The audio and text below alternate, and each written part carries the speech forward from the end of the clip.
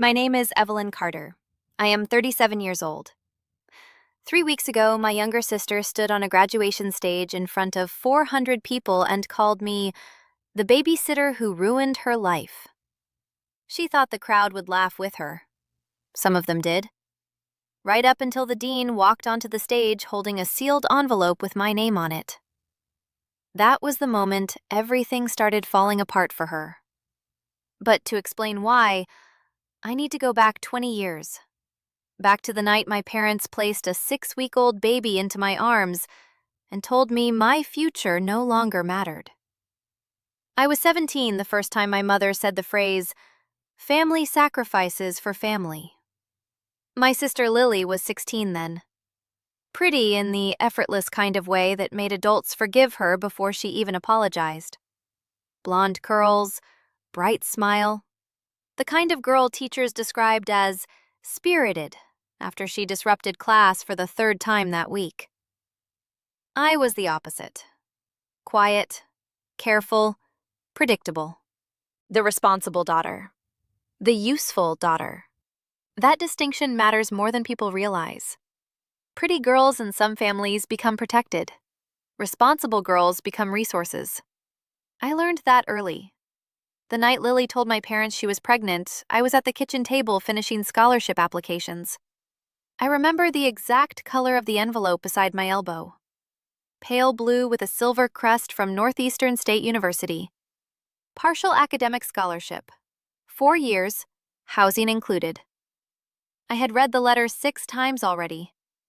My father came into the kitchen first. His face looked gray around the mouth. My mother followed behind him, crying quietly into a dish towel. Lily stayed in the hallway. She would not look at me. My mother sat across from me and placed both hands flat on the table like she was preparing for a funeral announcement. "Your sister needs us," she said. Not hello. Not sit down. Not your sister is pregnant. Just, your sister needs us. I remember staring at a small scratch in the wood table while my father explained that Lily was scared and overwhelmed and too young to handle motherhood alone. The faucet dripped once, then twice. My scholarship letter sat unopened beside my hand. "We all have to make sacrifices," my father said. I nodded because I still did not understand where the conversation was heading. Then my mother looked directly at me and said the sentence that changed my entire life. "You're going to help raise the baby." Not asking, telling. I laughed a little because I honestly thought she meant babysitting after school. Then my father slid my scholarship letter away from me, just moved it across the table like it no longer belonged there. "You can always go to college later," he said. Lily started crying in the hallway. And just like that, my future became negotiable, while hers remained protected. I wish I could tell you I fought harder. People always imagined they would scream, slam doors, refuse, but when you grow up being the dependable child, obedience feels automatic. You spend your whole life trained to stabilize everyone else's chaos. So I sat there in silence while my parents explained the new arrangement. Lily would finish high school uninterrupted. Lily would still attend community college nearby. Lily needed a normal youth. I would defer my scholarship. I would work part-time. I would help with the baby during nights and mornings. "We're not asking you to give up your life," my mother said. That sentence stayed with me for 20 years because of how completely untrue it turned out to be. The baby arrived in February during an ice storm. Her name was Sophie. 6 pounds, 11 ounces. Dark hair, tiny fists. Lily held her for less than 10 minutes before handing her to me because she was tired. My mother laughed softly and said, "Looks like Sophie already knows who her real mama is." Everyone in the room smiled. Everyone except me. I was 18 years old. For the first 6 months, Sophie slept in my bedroom because Lily said the crying triggered her anxiety. At night, I would rock Sophie beside the window while snow fell across the parking lot outside our apartment complex. I learned how to warm bottles one-handed, learned how to sleep in 40-minute intervals, learned how to change diapers half awake at 3 in the morning before going to work at 6. Lily still went to football games, still went on dates, still complained when her friends canceled plans. I stopped mentioning college after the first year because every conversation ended the same way. Family comes first. My father said it while handing me grocery lists. My mother said it while leaving Sophie with me on weekends. Lily said it while borrowing money from my paycheck. Family comes first. Funny how that sentence always seemed to apply to me and never to her. By the time Sophie turned 3, she called me Mama by accident sometimes. Lily hated that. Not enough to change her behavior, just enough to get angry. "I'm her mother," she snapped once after Sophie reached for me instead of her. We were standing in the cereal aisle at Brookshire's grocery. Sophie was crying because Lily had yelled at her for touching a candy display. Sophie lifted her arms toward me automatically. "Mama." One word. Lily's face hardened immediately. People turned to look. For a second, I thought she might finally understand what had happened. That maybe she would realize motherhood is built in thousands of invisible moments. Bedtime stories, fevers, nightmares, packed lunches, tiny shoes tied before school. Instead, she blamed me. "You did that on purpose," she hissed in the parking lot later. I remember the smell of rain on hot pavement. Sophie asleep in the back seat. "You made her confused." I looked at my sister for a long time before answering. "No," I said quietly. "You did." That was the first time I ever spoke to her with something close to anger. She cried to my parents for 2 days afterward. My mother told me I needed to apologize because Lily was emotionally fragile. That phrase became another permanent part of our family vocabulary. Emotionally fragile. Lily used it like a passport through adulthood. Late on rent? Fragile. Quit another job? Fragile. Forgot Sophie's birthday recital? Fragile. Meanwhile, I worked 2 jobs by 24. Dental receptionist during the day, bookkeeping at night. I saved every extra dollar inside an old coffee tin beneath my bed. $40, $70, $112. Tiny pieces of a life I kept trying to rebuild. Nobody noticed. Or maybe they noticed and simply found it convenient not to care. Sophie noticed, though. Children always know who shows up. I was the one who braided her hair before school. The one who sat through parent-teacher conferences because Lily was too stressed. The one who stayed awake beside her hospital bed when she got pneumonia at 7 years old. I still remember the sound of her breathing machine. Steady. Mechanical. The nurse walked into the room around midnight and smiled at me. "You're a good mom," she whispered. I almost corrected her. Instead, I looked down at Sophie, sleeping against my shoulder, and said nothing. Because some lies hurt less than the truth. When Sophie was 8, she asked me a question that kept me awake for 3 nights. We were sitting on the living room floor, assembling a solar system model for school. Foam planets rolled across the carpet, while glue dried on my fingertips. Lily had promised to help her, but canceled 20 minutes earlier because a man she had been dating got concert tickets. Sophie pressed Saturn's ring into place carefully. Then she looked up and asked, "Why doesn't my mom like being around me?"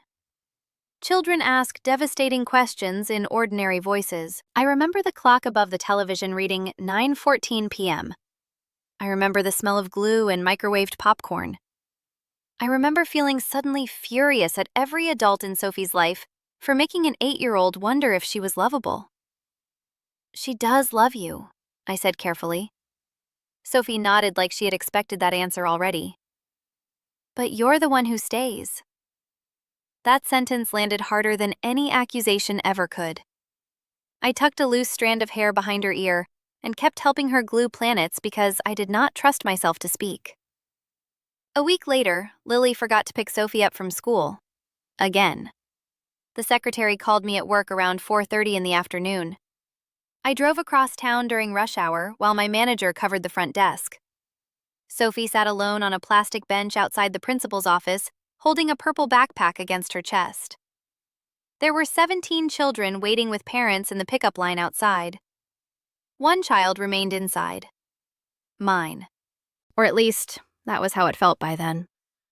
Sophie climbed into my car quietly. "She said she got busy," Sophie whispered while fastening her seatbelt. I nodded. But something inside me shifted permanently that afternoon. Because forgotten once is a mistake. Forgotten repeatedly is information.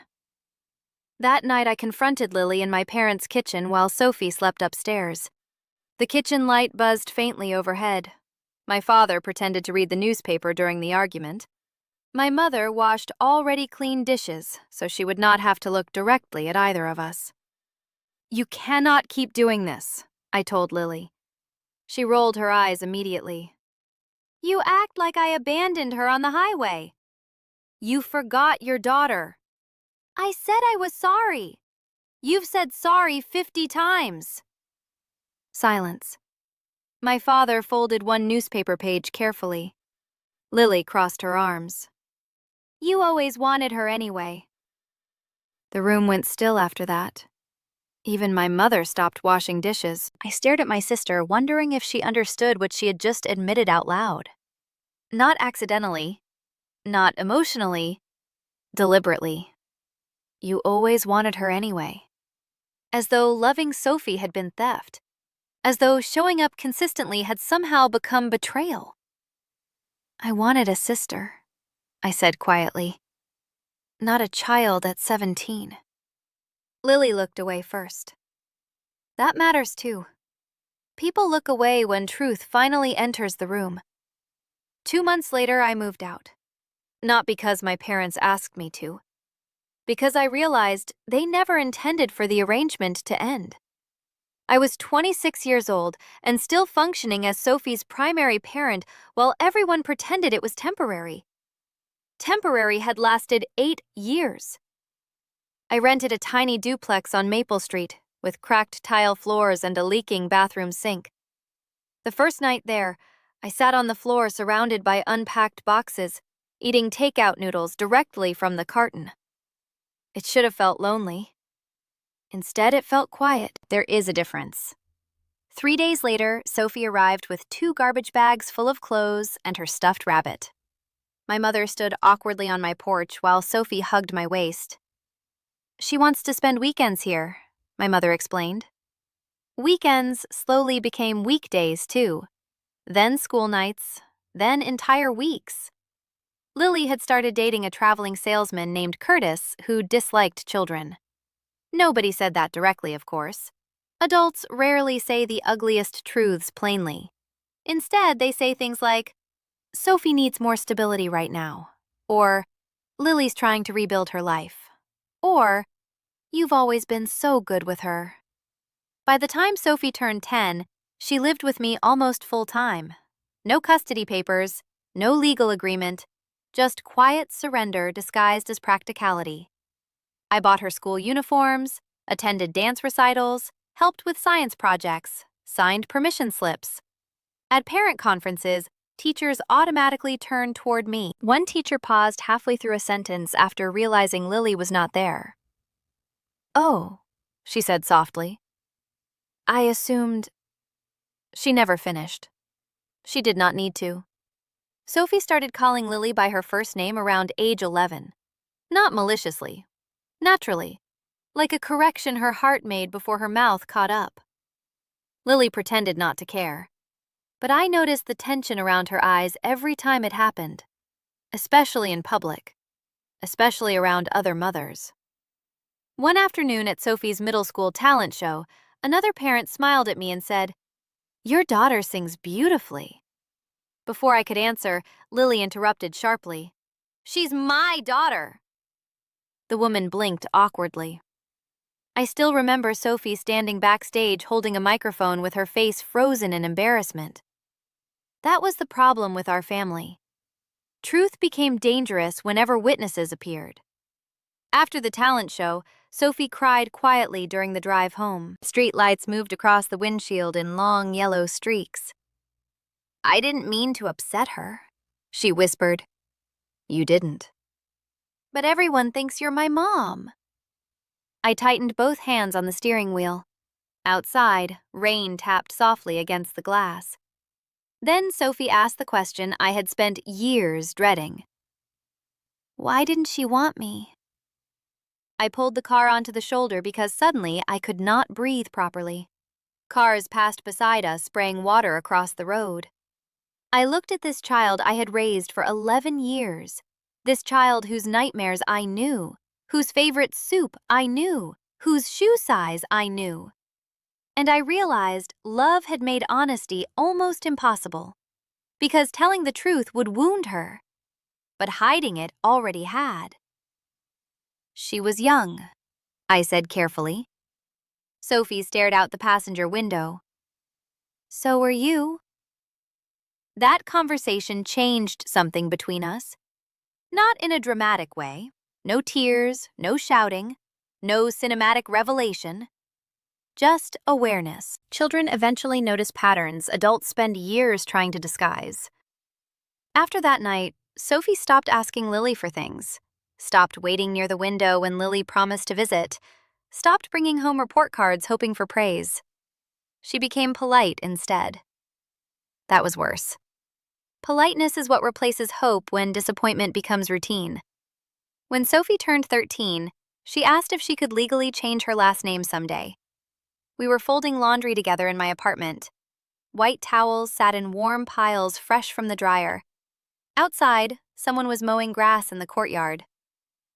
What name would you choose? I asked carefully. Yours. One word, simple, certain.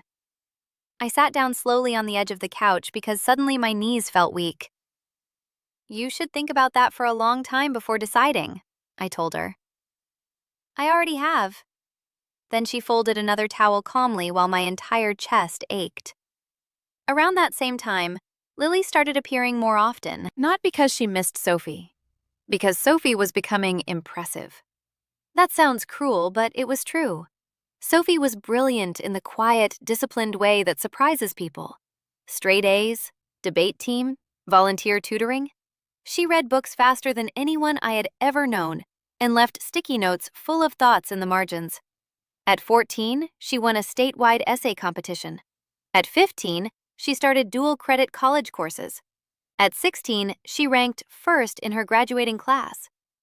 Suddenly, Lily wanted photographs, recognition, visibility.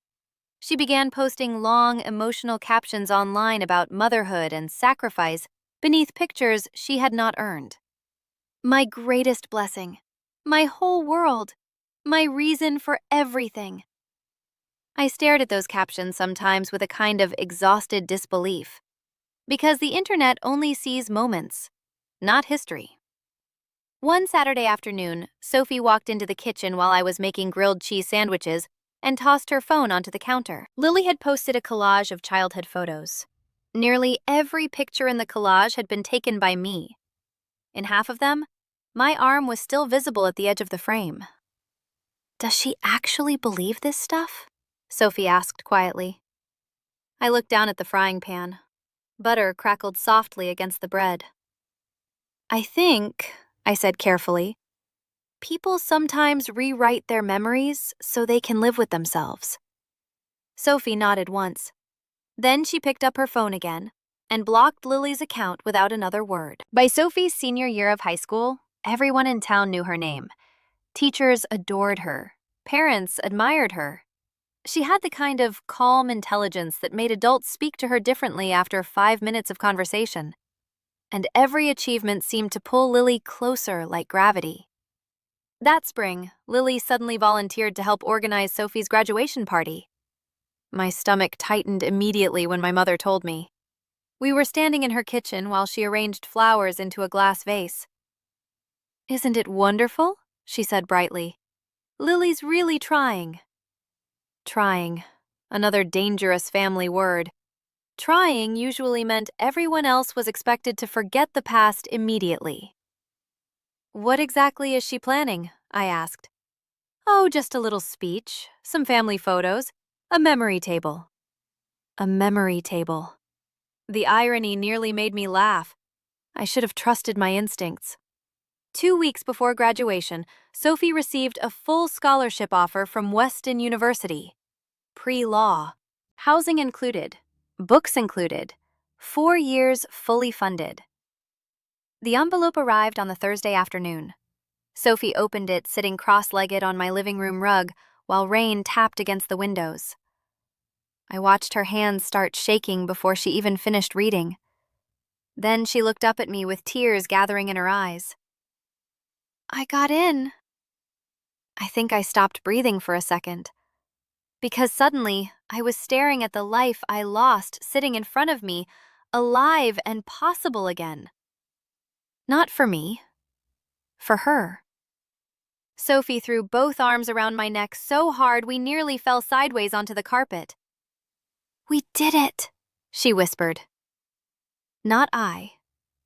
We. That almost broke me. That night we celebrated with grocery store cheesecake and sparkling cider because neither of us could afford anything extravagant. It did not matter. The apartment felt brighter than it ever had before. Around 11 p.m., Sophie fell asleep on the couch with scholarship papers spread across her chest. I covered her with a blanket and stood there for a long time watching her breathe. Then my phone buzzed. Lily. I almost ignored it. Instead, I answered. She got the scholarship? Lily asked immediately. No congratulations, no excitement. Just calculation. Yes. Silence. Then, well, she clearly inherited my brains. I closed my eyes slowly. Somewhere inside the apartment refrigerator hummed softly. You should be proud of her, I said. I am. But she sounded annoyed, not proud. Annoyed. 3 days later, Lily announced she wanted to give a special speech during graduation weekend. She deserves to hear how hard motherhood was for me, Lily explained during Sunday dinner. My father nodded sympathetically. My mother dabbed at her eyes before Lily had even started crying. I watched the entire performance quietly while Sophie picked at mashed potatoes beside me. Then Lily smiled directly at her. People should know everything I sacrificed. Across the table, Sophie's fork stopped moving. I remember looking at Sophie that night and realizing she had finally reached the age where disappointment no longer surprised her. That realization hurt more than anger ever could. After dinner, Sophie helped me load plates into the dishwasher while my parents and Lily stayed in the dining room talking about graduation decorations. The kitchen smelled faintly like coffee and roast chicken. Sophie rinsed a plate carefully under warm water. Then she said very quietly, She's going to make it about herself, isn't she? I dried my hands on a towel slowly before answering. Yes. Sophie nodded like she had expected that already. What if I don't want her speech? That stopped me. Because for 17 years, this family had trained both of us to adapt around Lily's emotions, to minimize conflict, to tolerate disappointment quietly. And suddenly, Sophie was asking permission to protect her own peace. You can say no, I told her. The faucet kept running between us. Sophie looked uncertain. Will Grandma get upset? Probably. Will Lily cry? Definitely. Will everyone blame you? Almost certainly. I did not say any of that out loud. Instead, I turned off the water and faced her fully. You are allowed to make decisions about your own graduation. For a second, she just stared at me. Then her eyes filled with tears so suddenly it startled me. Why does that feel illegal? She whispered. Because children raised around emotional manipulation confuse boundaries with betrayal. But again, I did not say that. I simply hugged her while the dishwasher hummed quietly behind us. The next afternoon, Sophie called Lily directly. I only heard one side of the conversation from the hallway outside her bedroom. I appreciate it, but I really want graduation to stay simple. Pause. No, I'm not embarrassed of you. Longer pause. That's not what I said. Then silence. Then, please stop crying. Another silence. Finally, I have homework. I need to go. When Sophie emerged from her room 20 minutes later, her face looked pale with exhaustion.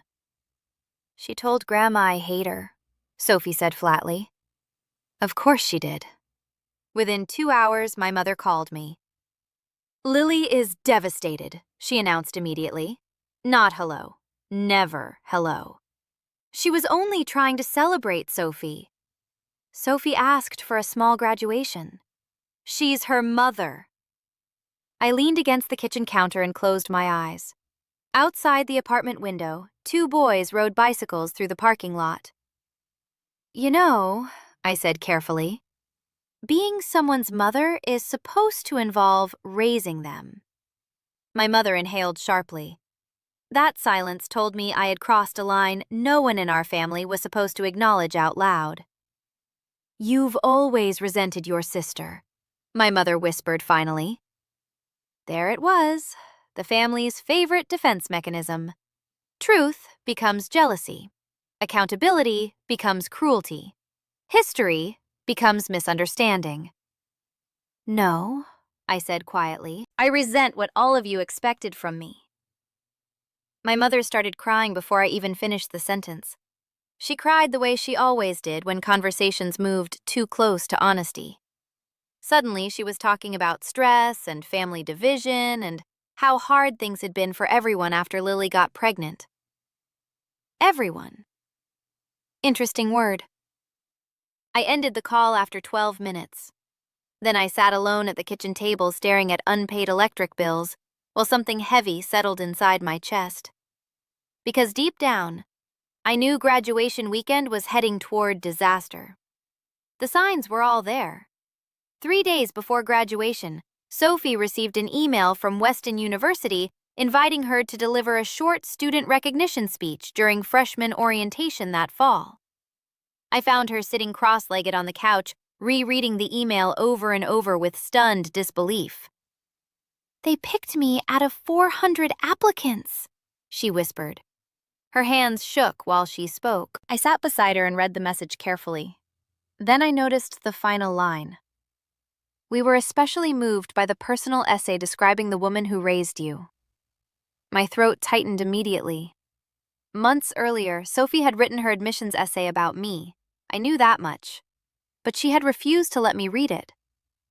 Maybe now you'll let me see it, I teased gently.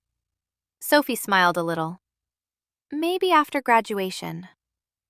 That should have been one of the happiest weeks of our lives. Instead, tension settled over everything like approaching weather. Lily became increasingly dramatic every day.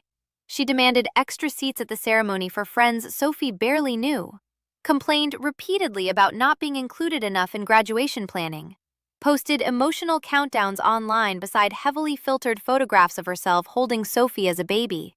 In every caption, she referred to herself as a single mother who sacrificed everything. Everything. I wondered sometimes if repeating a lie long enough eventually made it feel true. The morning of graduation arrived hot and bright. By 8 a.m., the temperature was already climbing past 80 degrees. Sophie stood in my apartment bedroom wearing her graduation gown while I pinned her honor cords carefully into place. For a moment, neither of us spoke. I kept thinking about another girl years earlier, sitting at another kitchen table, with a scholarship letter she never got to use. Then Sophie looked at me through the mirror. You know this is your graduation too, right? I smiled quickly, because suddenly crying felt dangerously close. No, I said softly.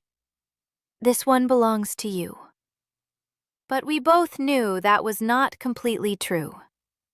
At the ceremony auditorium, families crowded every hallway holding flowers and cameras. I counted 19 bouquets before we even reached our seats. Lily arrived 23 minutes late, wearing a white dress so tight she could barely walk comfortably. My mother rushed toward her immediately. Oh, honey, you look beautiful. Lily smiled like an actress arriving on stage. Then she spotted me beside Sophie, and something cold passed across her face.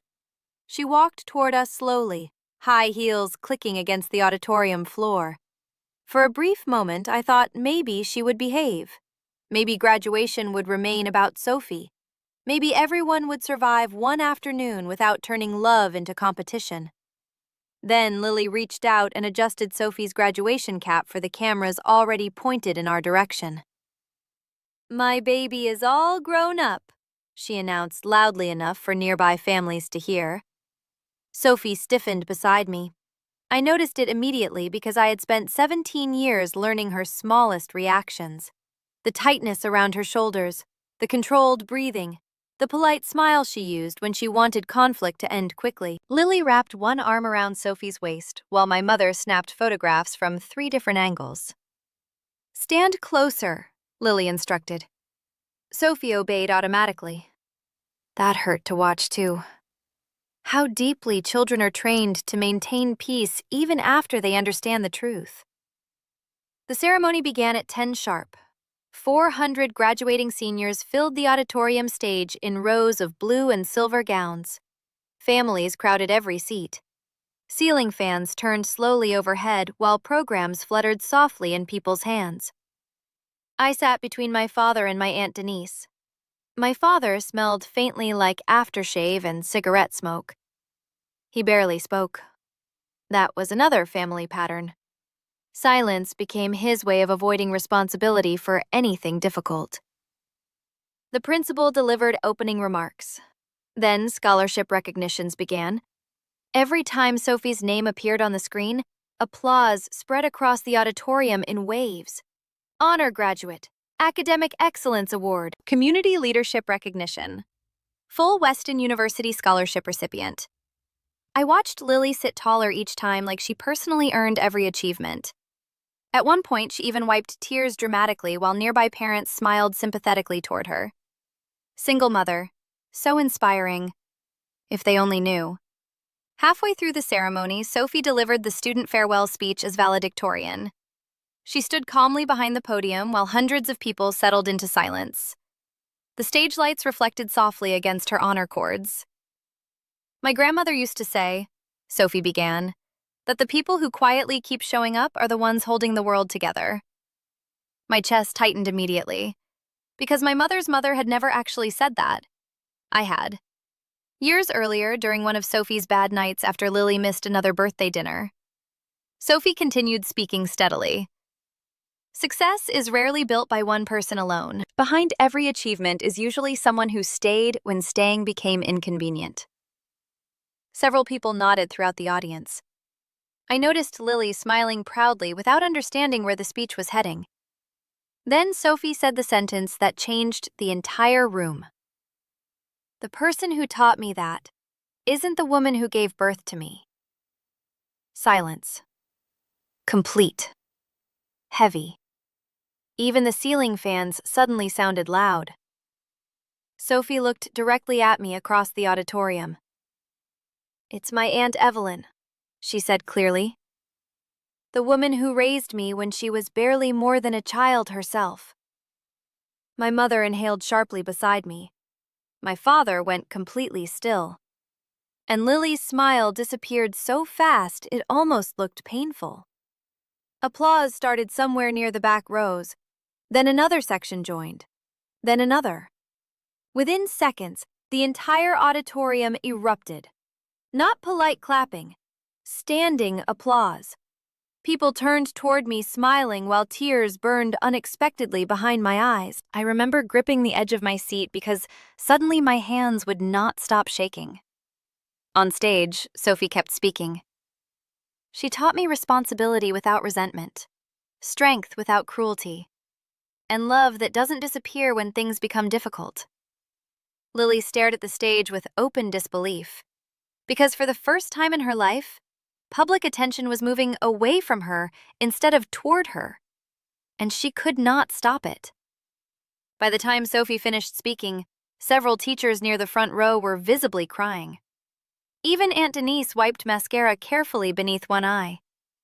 The principal hugged Sophie before she returned to her seat. I thought maybe that would be the end of it. I underestimated Lily completely. After diplomas were distributed, families gathered in the reception hall for photographs and refreshments. Round tables filled the room beneath strings of white paper lanterns.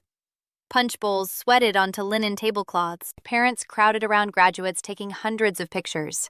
Sophie disappeared briefly with classmates. I stood near the refreshment table holding a paper cup of lemonade when Lily climbed onto the small presentation stage near the center of the hall. At first, people assumed she was making a toast.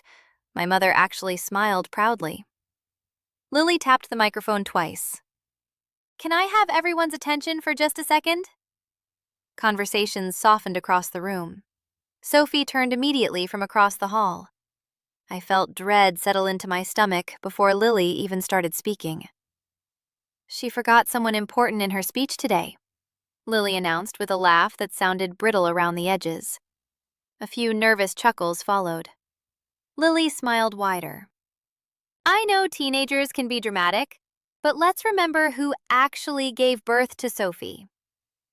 There it was. The room shifted uncomfortably. Not enough to stop her. Enough to feel wrong. "I sacrificed my entire youth for my daughter," Lily continued. Meanwhile, some people got way too attached playing house. Playing house.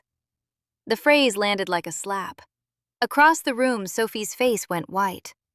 I remember every detail after that with terrible clarity. The microphone squealed softly. Someone dropped a plastic fork near the dessert table.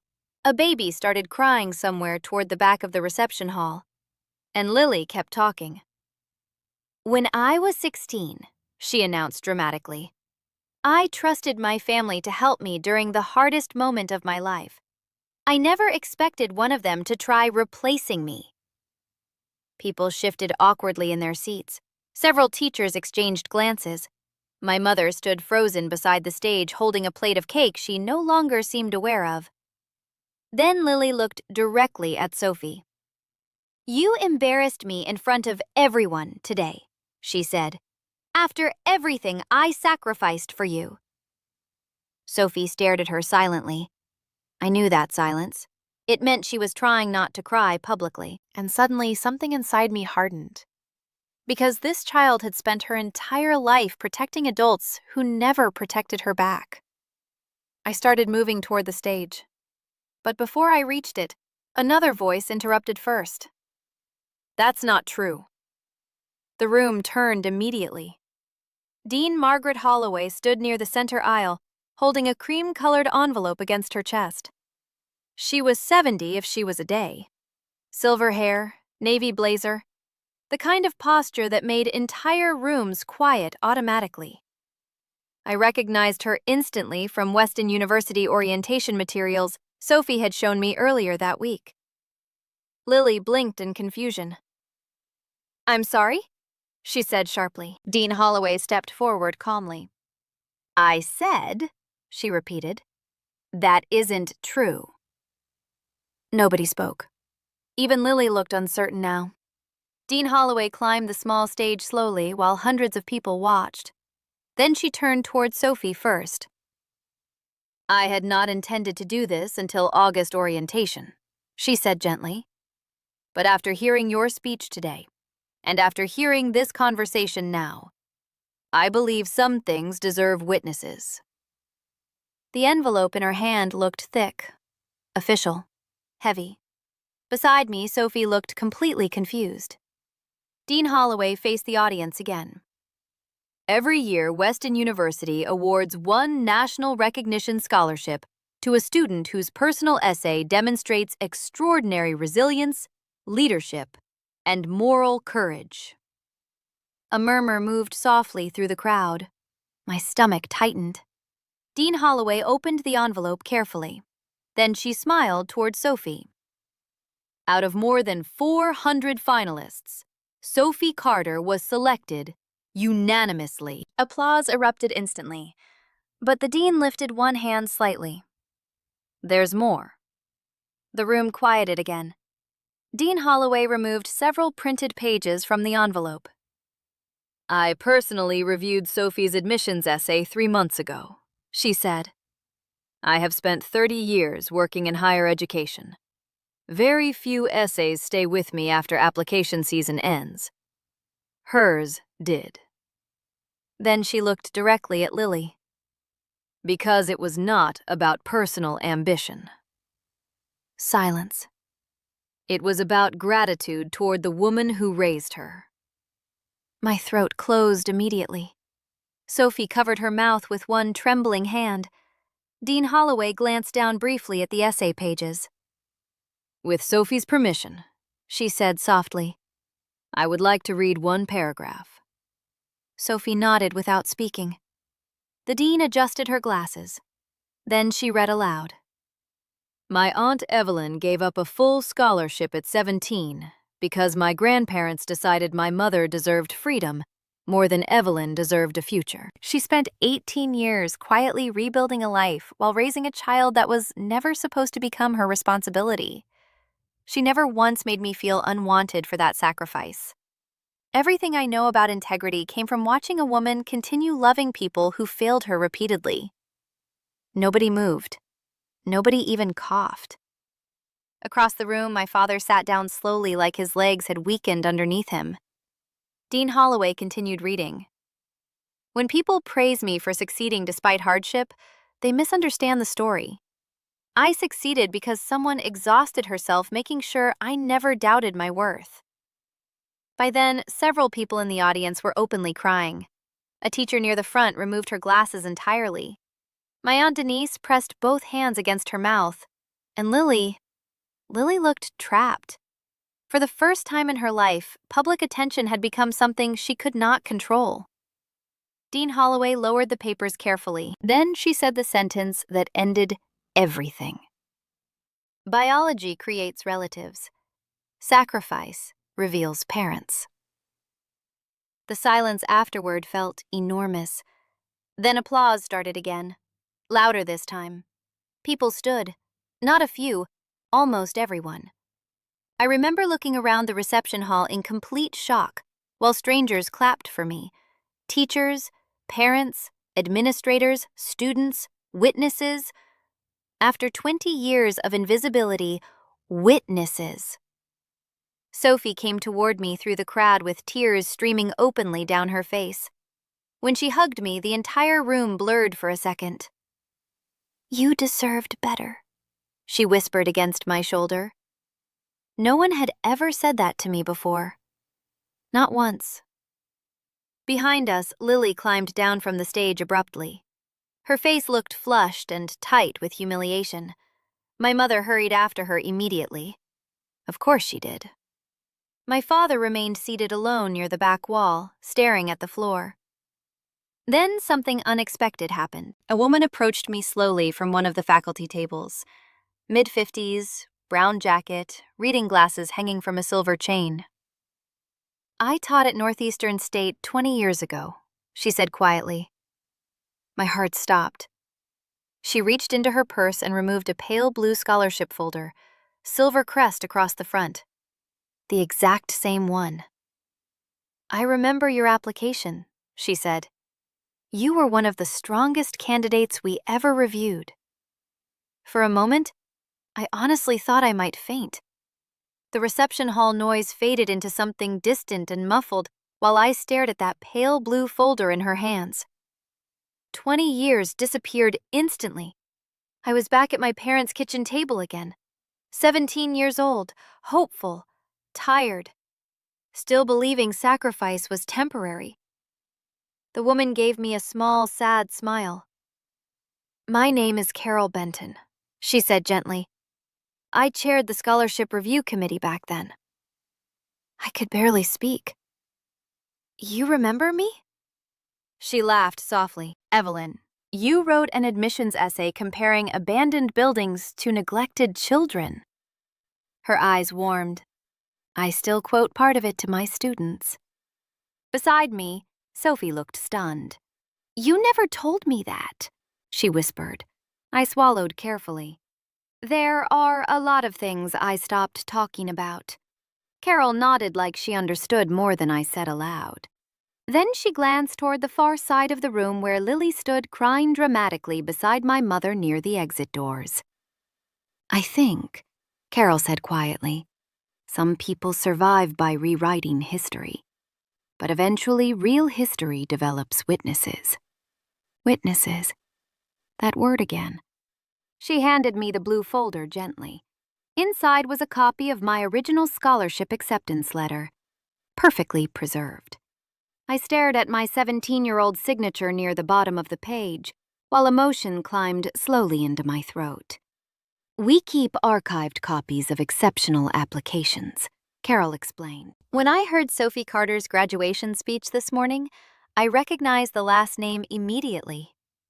Sophie looked between us in disbelief. You came here because of her essay? Carol smiled. I came because 2 generations of extraordinary women deserved someone in the room who knew the full story. I cried then. Not dramatically. Just suddenly.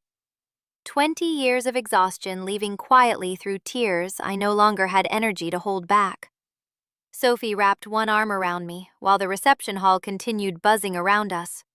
And for the first time in my life, I did not feel invisible inside my own story.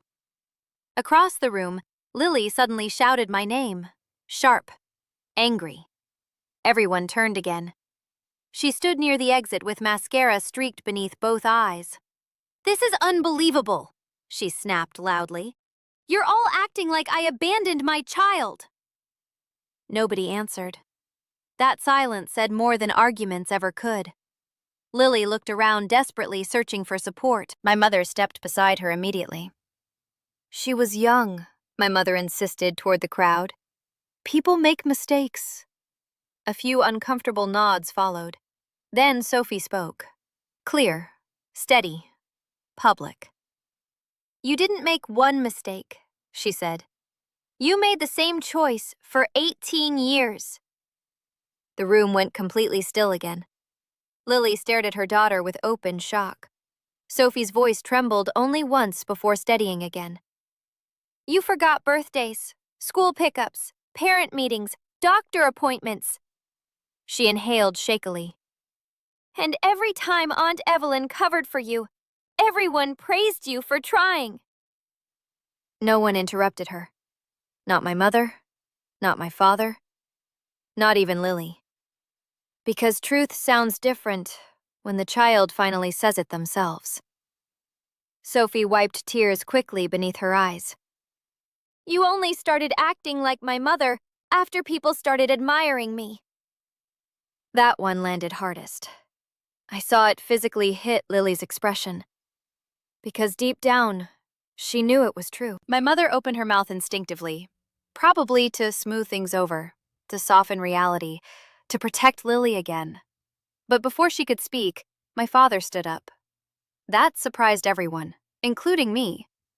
He looked older suddenly, smaller somehow. His suit jacket hung unevenly across his shoulders while he stared at Sophie with wet eyes I had never seen before.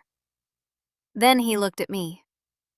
I should have stopped this years ago, he said quietly. The room remained silent.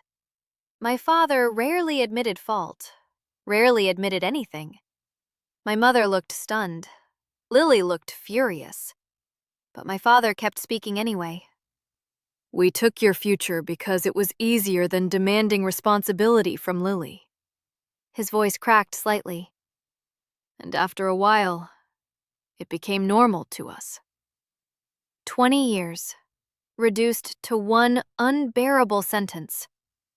Normal to us. I felt Sophie grip my hand tighter. My father inhaled slowly before continuing. You deserved parents who protected you, too. That nearly broke me again, because when someone spends decades surviving emotional neglect, even small acknowledgments arrive painfully late and still somehow matter. Lily shook her head aggressively. Oh, please, she snapped. Now everyone's turning me into some villain. Nobody answered her. Not even my mother this time. That frightened Lily more than anger ever could. People had stopped rescuing her. You could actually see the moment she realized it. She grabbed her purse violently from a nearby chair. "Fine," she hissed. "Enjoy your little performance." Then she walked out of the reception hall alone. No dramatic goodbye, no one chasing after her. Just the sound of heels striking tile floors growing quieter and quieter until the doors finally closed behind her. My mother hesitated for 3 full seconds. Then she followed Lily out anyway. Of course she did. Some family patterns survive every disaster. But not all of them. Because my father stayed. That mattered too. Later that evening, after the reception finally ended, Sophie and I returned to my apartment exhausted beyond words. Graduation flowers covered nearly every surface in the living room. Cards spilled across the coffee table. Someone had sent a massive fruit basket neither of us could afford to buy ourselves. The apartment smelled faintly like roses and vanilla cake. Sophie kicked off her shoes near the door and leaned her head against my shoulder. "We survived," she whispered. I laughed softly at that. Not because it was funny, because survival had become such a familiar language between us. We ordered cheap pizza around 9 p.m. and ate cross-legged on the living room floor surrounded by unopened graduation cards. Sophie still wore her honor cords because she had forgotten to take them off. Or maybe she just was not ready yet. Outside the apartment window, summer rain tapped softly against the parking lot pavement. For a while, neither of us spoke. The exhaustion after emotional earthquakes is strangely physical. Your body feels heavy. Your thoughts move slower.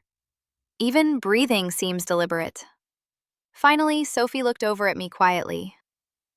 "Are you angry?" "At who?" "Everyone." I considered that seriously. 20 years earlier, I probably would have answered yes immediately. But age changes anger. Or maybe exhaustion does. "I think," I said slowly, "I'm sad about how long everyone needed me to stay invisible."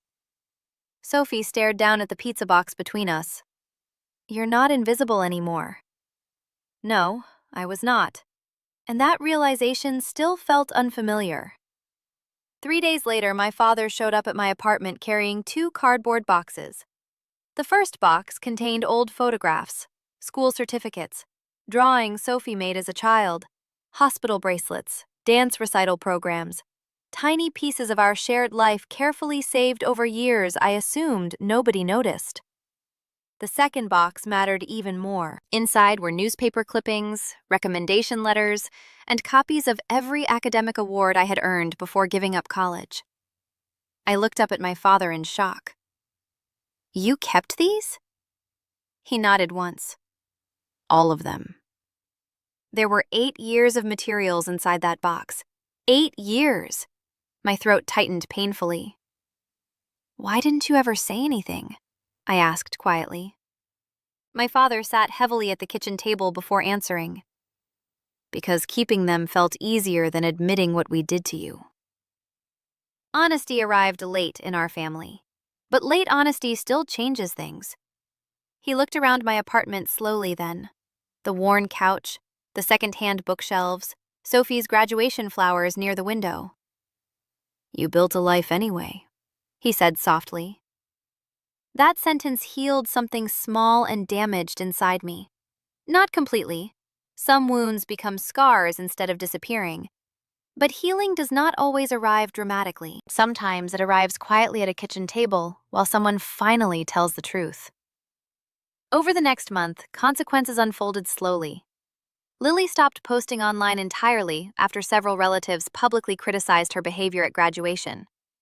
2 of her closest friends distanced themselves after Sophie's speech spread around town through parents and teachers. People talk, especially after public humiliation. My mother called repeatedly during those weeks trying to fix things. But fixing things mostly meant asking everyone else to stop discussing reality because reality embarrassed Lily. For the first time in my life, I refused. "No," I told her calmly during one phone call. "We are not pretending anymore." She cried. I stayed quiet. Some people mistake boundaries for cruelty when they have benefited from your silence for too long. Sophie spent the summer preparing for Weston University. Dorm shopping, orientation forms, course registration, ordinary milestones. Beautiful ordinary milestones. One afternoon in August, we drove to campus together, with her belongings packed into my aging Honda Civic. The trunk barely closed over storage bins and bedding bags. The university campus stretched across rolling green hills beneath bright morning sunlight. Students moved everywhere, carrying maps and coffee cups and nervous excitement. Sophie stood beside me outside her dorm building, holding a cardboard box full of books. Then she suddenly started crying. "I can't do this without you," she whispered. I smiled because for years I feared she would leave someday and realize I had never really been her mother at all. Instead, she looked terrified to leave me behind. "Yes," I said gently, "you can." Then I adjusted the collar of her jacket, the same way I had adjusted her graduation gown months earlier. "And you already are." Before walking into her dorm, Sophie turned back one last time. "Oh," she said quickly, reaching into her backpack. Then she handed me a framed document. I stared at it in confusion.